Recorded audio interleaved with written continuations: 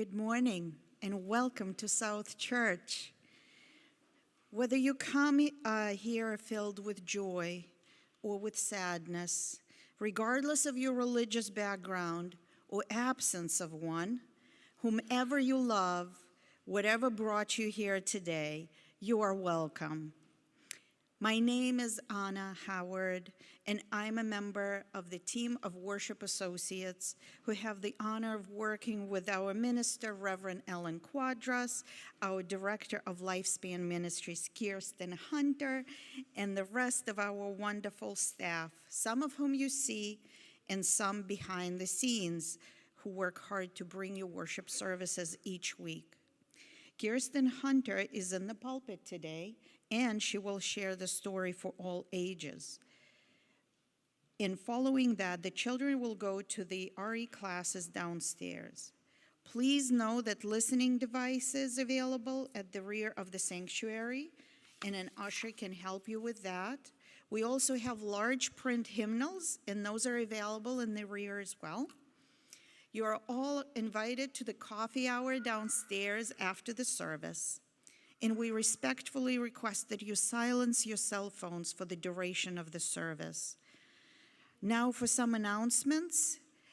I ask Jen Leiden to share, and then Kirsten Vernon will talk to us about what it's like to be a learning associate. It's not just me today. I have my friend Lulu with me. So there are lots of things happening. Make sure you peek at your order of service. I just want to highlight a couple of things. This Wednesday evening at 7 p.m., Kirsten and the Learning Associates are going to have another opportunity to reflect on the proposed changes to Article 2. That'll be happening on Zoom. Kirsten is going to mention it this morning in her sermon, so make sure you pay attention to that. We are also having a coffee house on March 4th. I'm not sure if you guys remember coffee houses pre-COVID, when we used to hang out and play some acoustic music and hear some poems. So stay tuned for some upcoming information on that.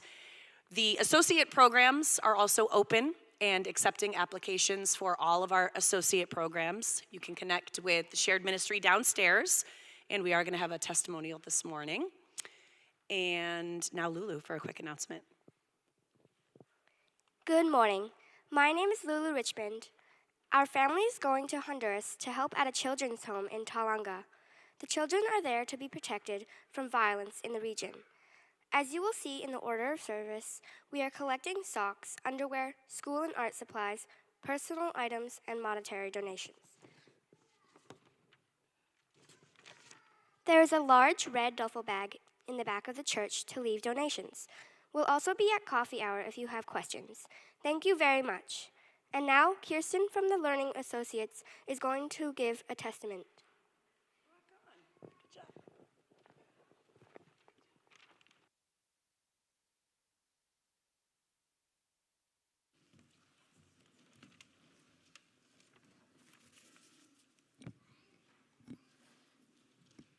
Good morning. I'm Kirsten Vernon, and I'm here to give a testimonial about being a Learning Associate.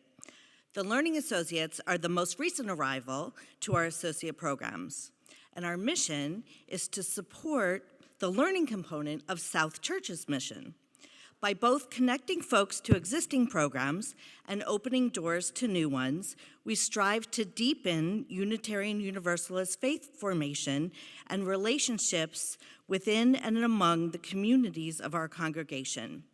This mission continues to evolve as we emerge from the pandemic into what's ahead. This year, we are a small but mighty team doing this formation work. Because we are such a small team, we've primarily focused on delivering a new program called What's Up. That's the program that you just heard Jen Leiden talking about, and we'd love for you to join us this Wednesday on Zoom. If you haven't been a member of these fabulous conversations that we've been having about the Article 2 Commission, or if you'd just like to continue the conversation. To be candid with you, several members of our already too small team will be completing their terms this June. To continue to build upon the incredible groundwork of the previous Learning Associates, we have a big recruitment ask. We must have at least 5 new members step up to partner with Kirsten Hunter to expand the possibilities for learning at South Church. How does learning happen? What are the anchor programs we can support and deepen for the growth of the whole community? Are you someone who likes to evolve and co-create? Are you curious about learning more about what it means to be a UU and how to connect with the wider UU world? Are you hungry for learning spaces you're not seeing at church right now? Would you like to have the opportunity to deepen your portfolio of skills, such as facilitation, and build comfort with various platforms? Would you like to be part of developing the journey to leadership, which will be an important learning opportunity in our congregation? Come chat with me following the service if you are interested in learning more about joining LAs, or visit the shared ministry table. Thank you.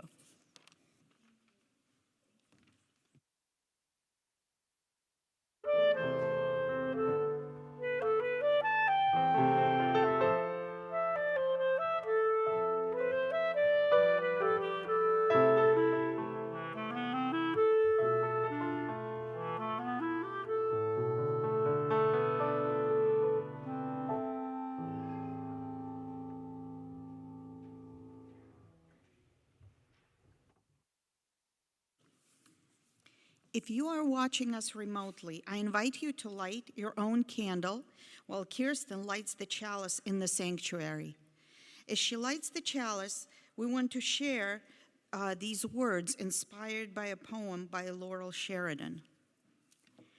Take from life its coals and ashes, fan the flames of love and justice, join hands and hearts in common endeavor, and there will be no limit to what we can do together.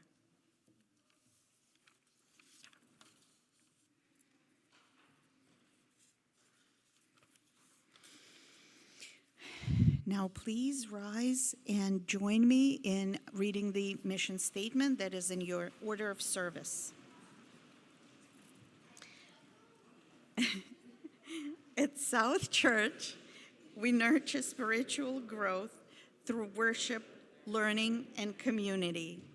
We celebrate the worth and dignity of all people, and we inspire one another to act on our faith in the larger community.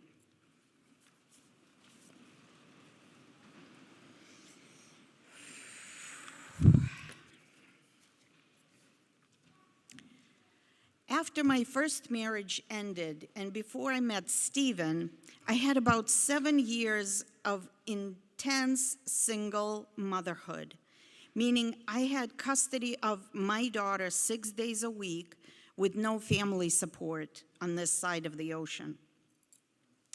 With no other role models and no time to read parenting books, I parented my daughter Victoria the way my parents parented me when I was in school.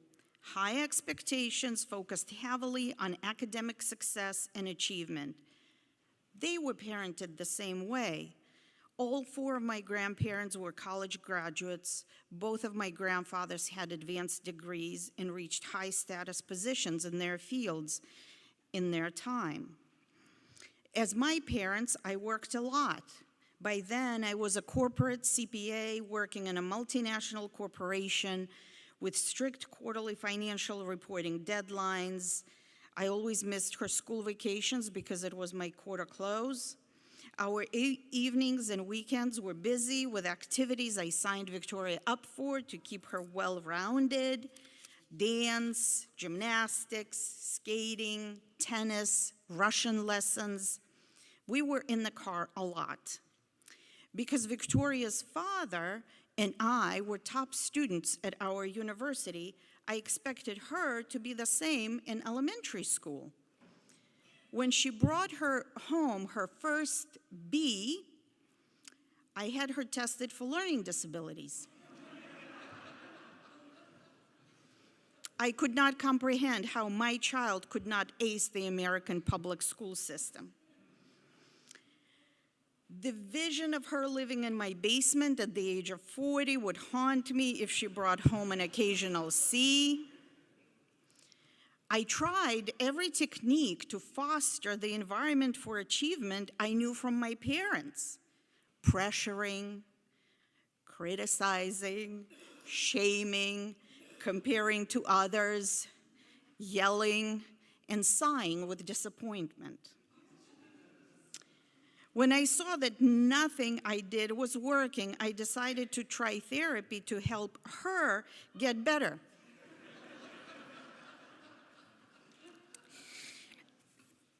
We would go together and spend equal amount of time with Maura while the other was in the waiting room. During one of my sessions, I was complaining about Victoria being just an average student. Maura said something to me that changed my perspective on my parenting, the way I was parented, and on life in general. Well, I didn't think I would do this. She said, I'd rather have Victoria be an average student than for the two of you not to have a close relationship. I realized that in my striving to have her be an overachiever like I was damaging our bond. My mom and I do not have a close, trusting relationship because she made me feel like I'd never measure up to her expectations of me. I decided then to be a mom for Victoria. I wished my mom would have been for me. I stopped trying to make her better, more successful, thinner, smarter. I started loving her just the way she was. Funny, independent, cute, most of all, precious. Wow, I hope she doesn't watch this later.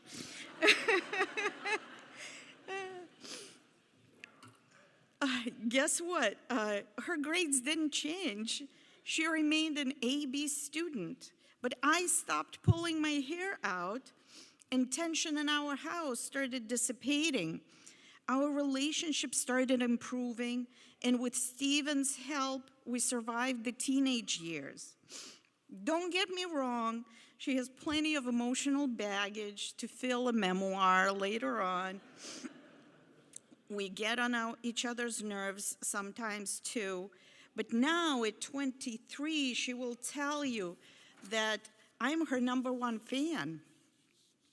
I stand by her in any of her life decisions, whether I agree with them or not.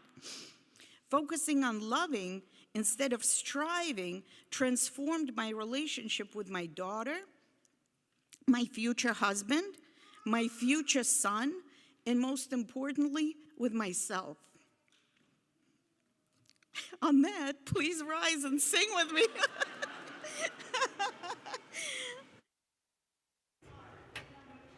We will be what?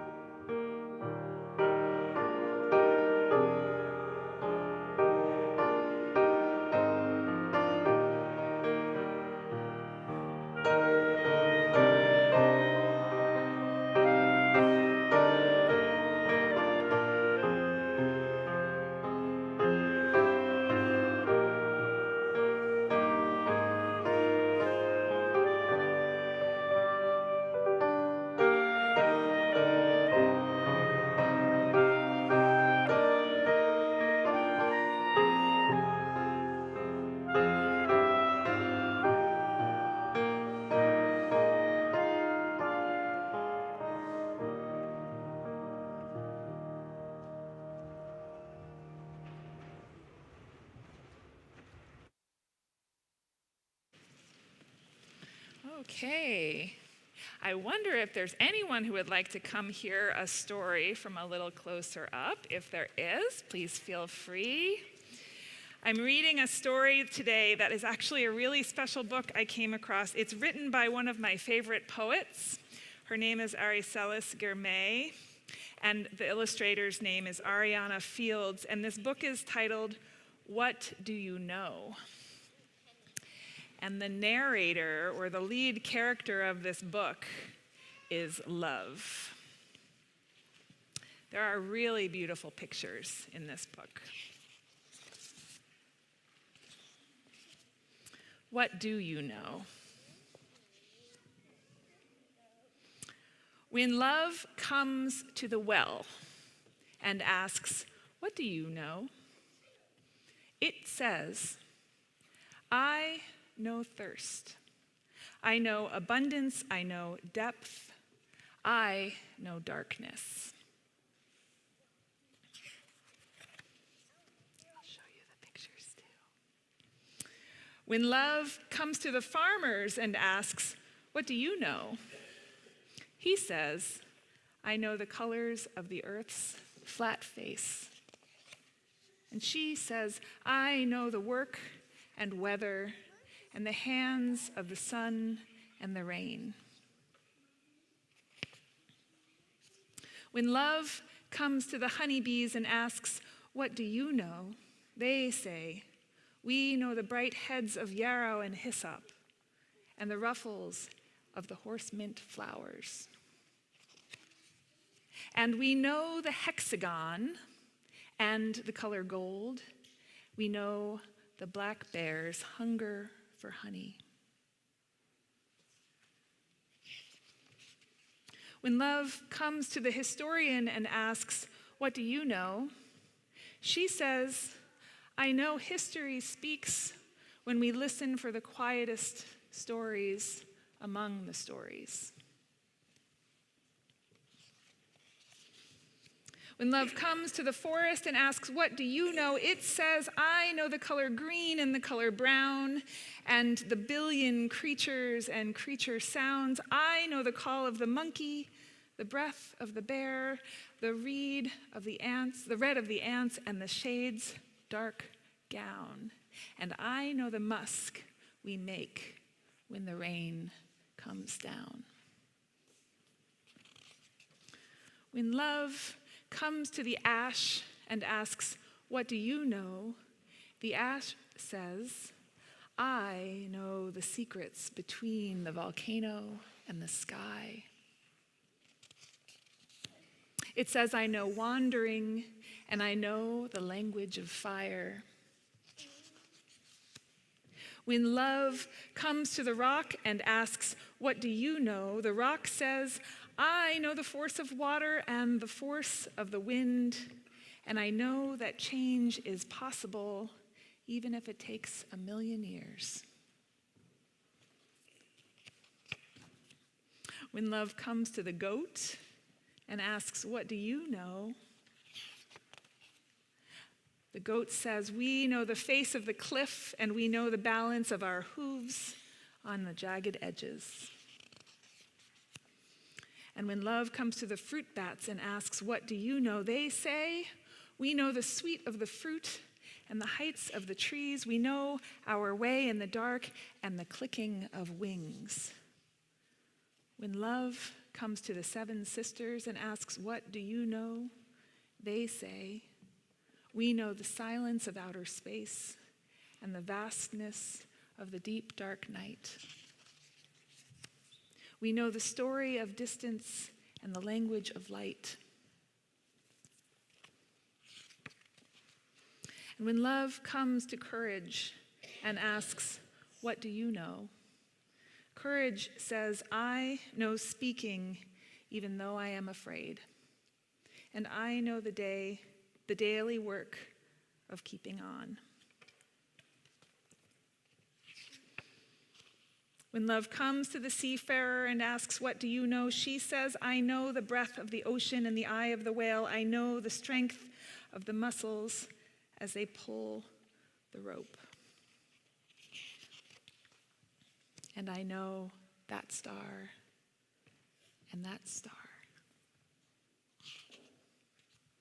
When love comes to the land and asks, "What do you know?" the land says, "I know the joy of going on and on and on. And I know the laughter of children who run below the birds and the heels and toes of the elders who planted the seeds. And I know the ancestors and their ancestors' dreams, and hoping song that is brown, and hoping song that is green."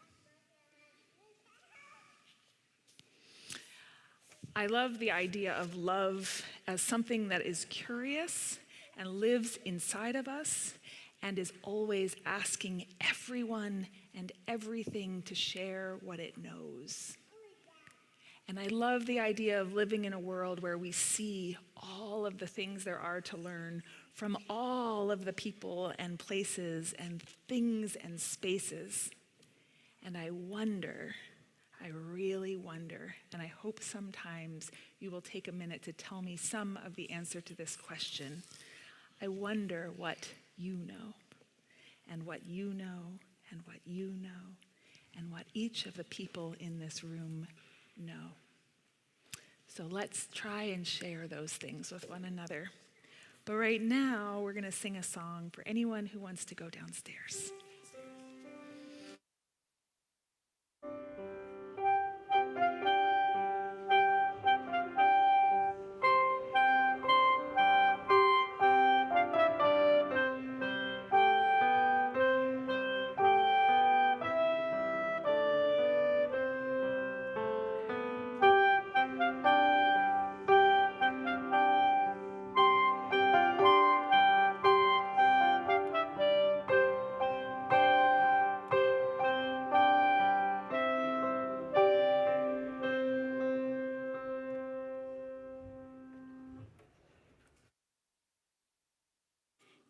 Each week at the Offertory, we each give of what we are able to support South Church, the building, staff, congregants, and the greater community.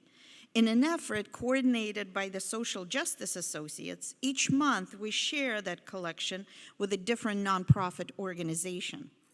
During the month of February, our collection will be shared with Black Heritage Trail of New Hampshire in honor of Black History Month. They promote awareness and appreciation of African American history and life in order to build more inclusive communities today. You can donate in many ways. You can use the collection baskets, our mobile app Vanco. You can give via donate link on the website or by sending a check in the mail to the office at 73 Court Street. The offering will now be gratefully received.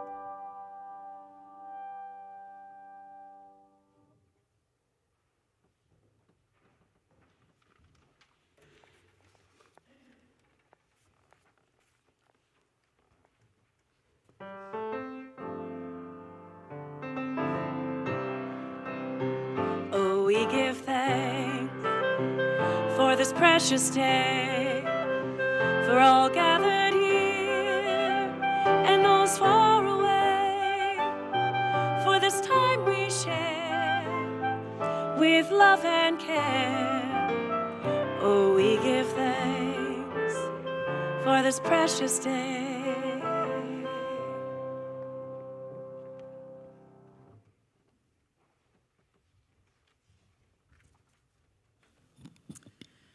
I'm going to invite us now into a time of meditation or prayer.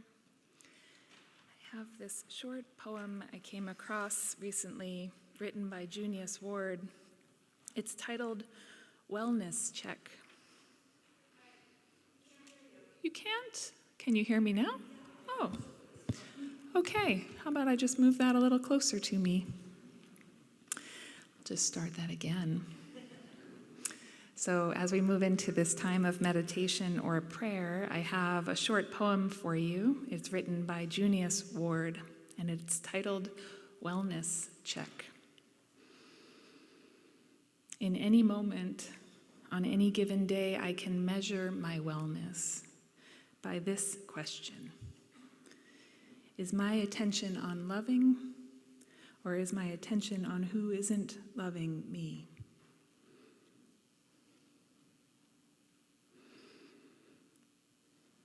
Let us take a moment together in silence and breathe.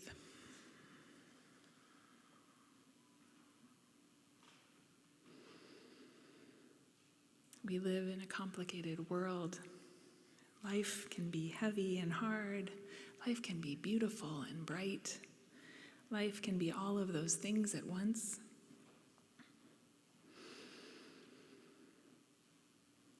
We have one another. We are not alone walking this journey of life. This is a blessing. This community is a blessing. You each are a blessing. This morning, let us hold the family of Jack Myers, his wife Vicky, their sons and granddaughter. Memories of Jack will live here for a very long time. I adored the weekdays back when our offices were downstairs and Jack would come in to practice the organ. If you have never sat at your desk working while organ music plays, you should try it.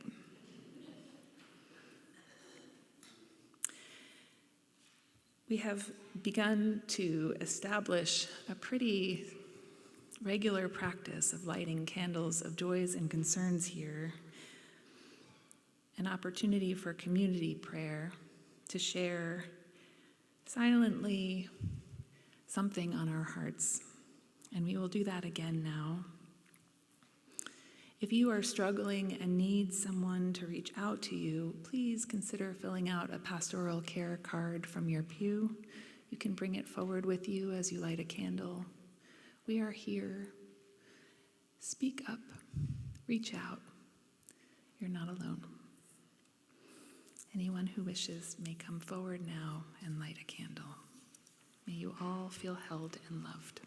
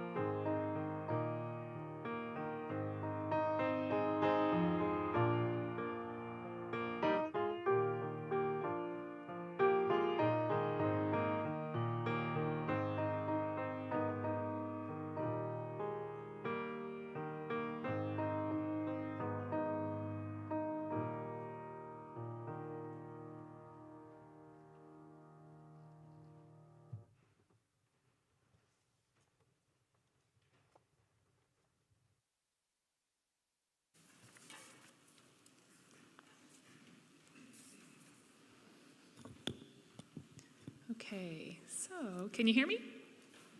Great. I tried really hard not to have this sermon start with nitty-gritty Unitarian Universalist backstory, but that's where we're starting. As we mentioned in the announcements this morning, there's this thing happening right now called Article 2 Review. There was a commission formed 2 years ago. They've been digging into the language of the bylaws of the UUA, Article 2, which all sounds very official and like a strange thing to talk about in a sermon, but that language is all about us. Article 2 of the UUA bylaws is the place that contains the 7 principles and the 6 sources of Unitarian Universalism, if that's familiar to you. That language was written, the language we currently follow was mostly written and passed in 1985. It isn't the original language of Article 2, and a part of the UUA bylaws is that they have a commitment to revisit that section of their bylaws every 15 years to see if we still match up to who we say we are. The UUA, I also have to tell you this because you might not know, the Unitarian Universalist Association is an association of Unitarian Universalist congregations across the whole United States. And it is not our boss. It does not govern us.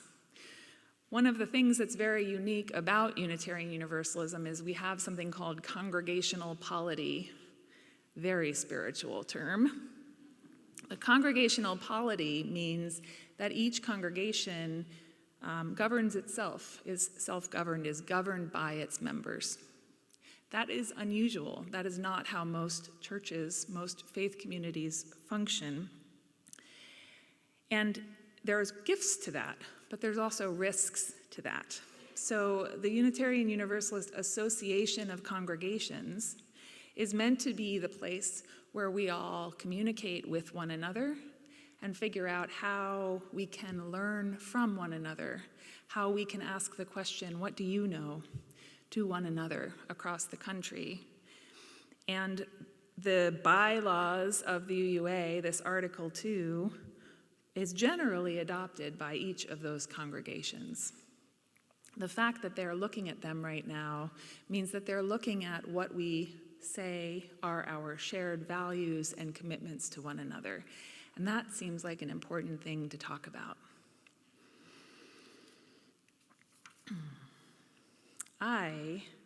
And the Learning Associates have been talking about it, so some of you have already participated in that part, in parts of that conversation. I encourage you to come Wednesday or continue to kind of engage. Ask me if you want resources, I can connect you. But I have also personally been reflecting deeply on these proposed changes. I am a lifelong UU. I've only ever known the 7 principles and the 6 sources of Unitarian Universalism.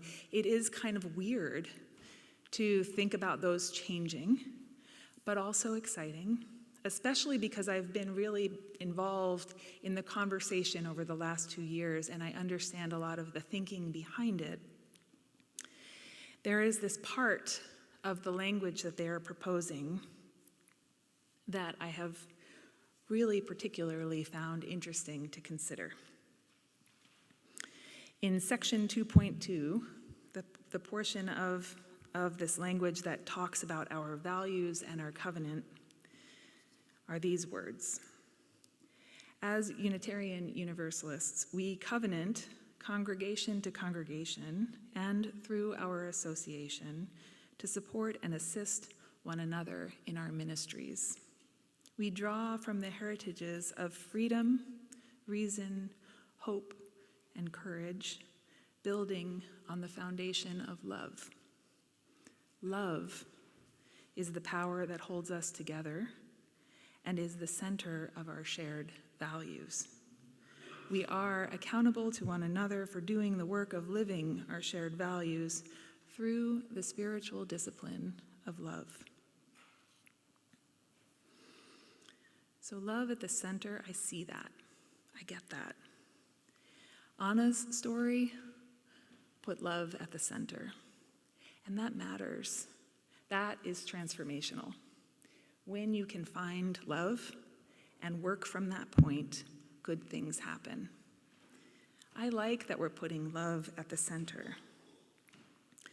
But there is another thing that I appreciate about putting love at the center, which really only started to come to me as I sat down to try to write this sermon. This part of the document continues on to name 6 other values that follow around love, and it names them as inseparable. The values include equity, transformation, pluralism, generosity, justice, and interdependence. And placing love at the center, inseparable from these 6 values, helps make love more tangible for me. Love, you might already feel this way, is a squirrely word. If you don't believe me, try to write a sermon about it and keep it from sounding airy and vague. I believe in the importance of love, the power of love, and the practice of love, but it is not a concrete idea. It's hard to define. People reading this new language for Article 2 have shared similar thoughts, raised their hand in conversations and said, wait, what do we mean by love? But if you take love and reflect on it in relationship to any of those other values, all of a sudden it deepens. So I'm going to elucidate that a little bit for you in a few examples. I won't have time to touch on all 6 values, so I'm choosing 2 of them, beginning with the value of pluralism. So I shared the words about love with you. Pluralism in this new language says we celebrate that we are all sacred beings, diverse in culture, experience, and theology. We covenant to learn from one another in our free and responsible search for truth and meaning. We embrace our differences and commonalities with love, curiosity, and respect.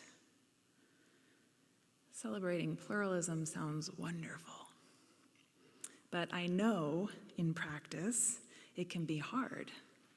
It requires us to navigate conflicts of opinion, to compromise with one another. It asks us to build a muscle for translation so that we can appreciate different religious beliefs instead of holding our ears when someone shares theirs if they don't line up with ours.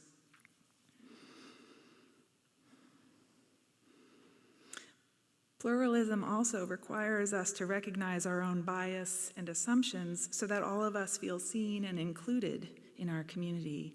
Embracing a value of pluralism would be different if we didn't first center love.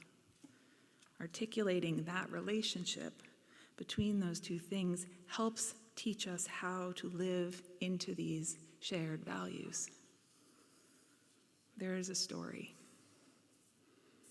Barney Hoop and his wife Nancy moved up to Portland a few years ago, but they were fixtures here at South Church for many years.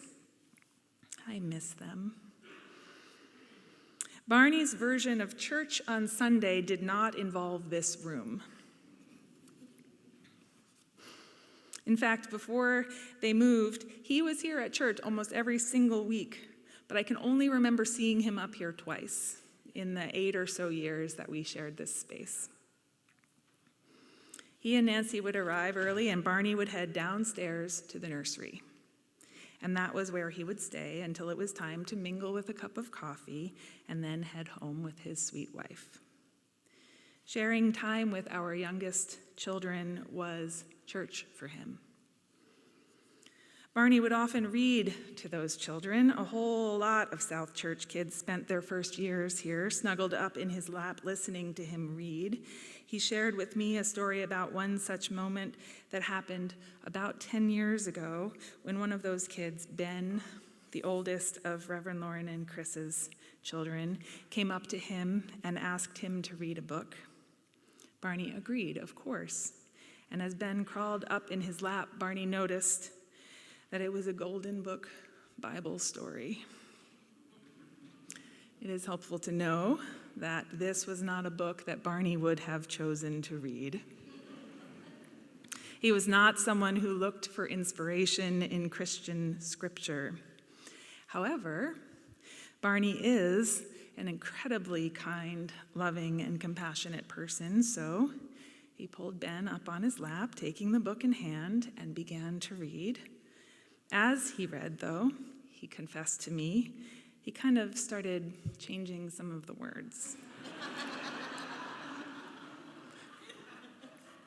And each time that he strayed from what was on the page, 4-year-old Ben would correct him. He was insistent, Barney said, as he recounted the story. It was kind of torturous. Finally, to Barney's great relief, they got to the end of the book. He closed it and reached to put it down on the floor next to the chair when Ben said, "Again." All told, I think Barney read that Bible story 3 times that day. He laughed as he told me about it, saying, "I can't help but wonder if Ben was trying to break me." Typical minister's kid. I have always loved that story, Barney's appreciation especially for how this little person was able to push him out of his comfort zone. It makes me feel pure joy. And who knew that 10 years later it would be a great example of pluralism and how it works best when it's guided by love. When love is centered, the first question is, what is the loving response to this moment? Barney knew right away. Working for justice is another of our values. The proposed language in Article 2 reads, "We work to be diverse, multicultural, beloved communities where all thrive. We covenant to dismantle racism and all forms of systemic oppression. We support the use of inclusive, democratic processes to make decisions." If you thought pluralism was hard, committing ourselves to the values of justice requires a lot from each of us. And we name this value because we recognize its importance. The Dalai Lama teaches that being on earth is a time for us to learn to be good, to learn to be more loving, to learn to be more compassionate. And you learn not theoretically. You learn when something happens that tests you. And I feel like we're being tested all the time these days. In particular, in regard to justice, every day there seems to be more work to do, more tests of our commitment to this shared value. Here is one way that we're approaching that challenge at South Church. There's a big group of South Church teens and adults who are exploring racial justice in preparation for a trip to Alabama. The adults are leaving in like a week, March 7th, and 20 youth will be going down there in June. In our conversation when we met last Sunday, we were talking about Bryan Stevenson. Bryan Stevenson is a civil rights lawyer and author of the book Just Mercy. He's also founder of the Equal Justice Initiative, who built the Legacy Museum and Memorial in Montgomery, Alabama, which is one of the key places we'll be visiting when we head south. Bryan Stevenson is a visionary person. He has a clear vision for how to face injustice. He is a big reason why we are going to Alabama in the first place. Because when I encountered him at General Assembly in New Orleans in 2017, I was blown away by the wisdom that he holds. I was there with a group of our high school youth and a few other adult advisors, and Stevenson embodied exactly what it looks like to center love as you work for justice. During his talk, he said 4 things, and I pulled out my phone and was thumbing them in as quickly as I could. First, he said, we must get proximate. We do not know the solutions to injustice and inequity, but if you are willing to get closer to the people who are suffering, you will find the power to change the world. Second, he said, we have to change the narratives that sustain inequality and injustice, change the politics of fear and anger. Third, he said, we must remain hopeful. And finally, he said, we must do uncomfortable things.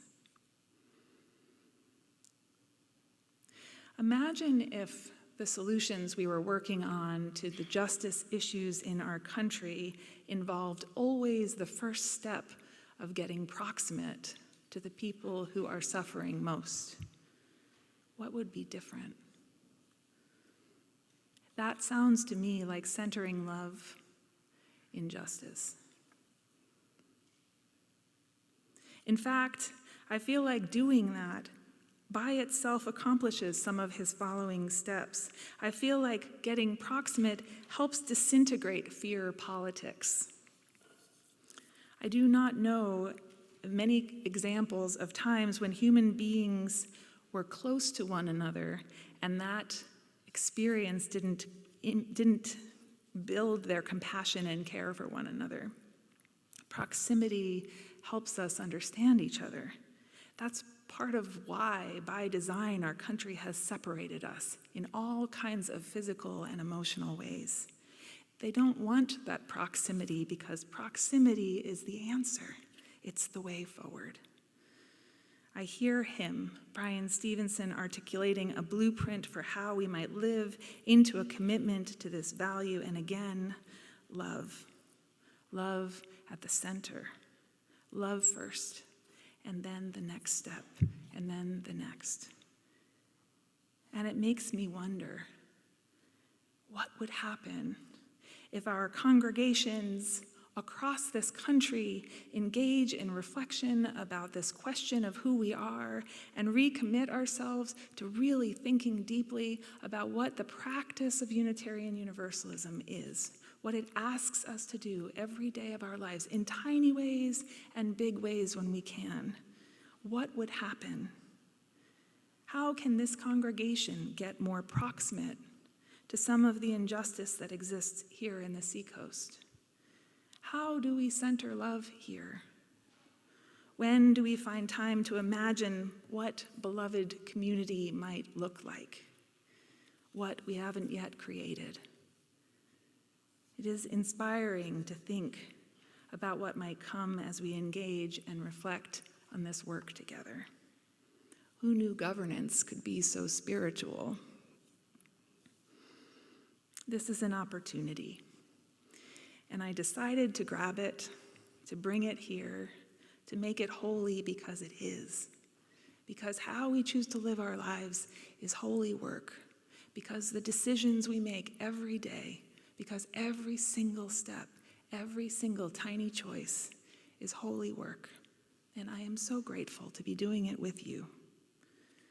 I look forward to talking more about this.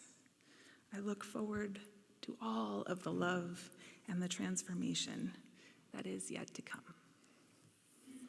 Amen. I think we're going to sing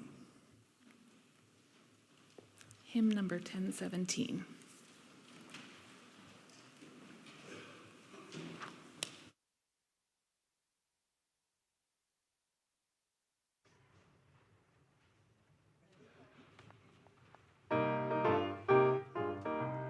We are building a new way.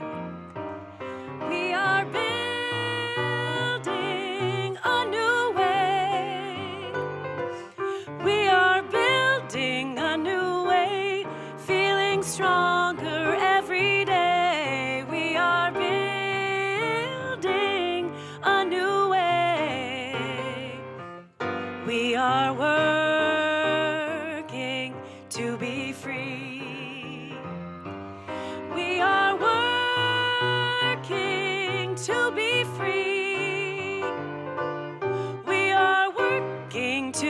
free. Hate and greed and jealousy, we are working to be free. We can feed our every need. We can feed our every need. We can feed our every need. Start with love, that is the seed. We can feed our every need. Peace and freedom is our cry. Peace and freedom is our cry. Peace and freedom is our cry. Without these, the world would die. Peace and freedom is our cry.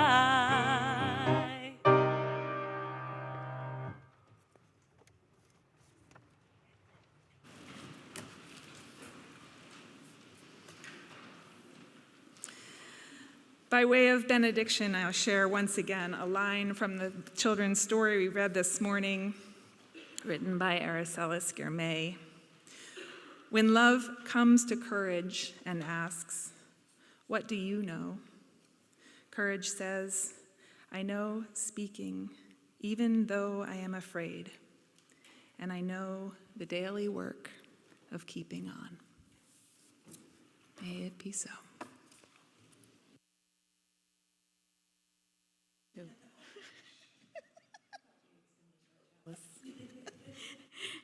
We extinguish this flame, but not the light of truth, the warmth of community, or the fire of commitment. These we carry with our hearts until we are together again.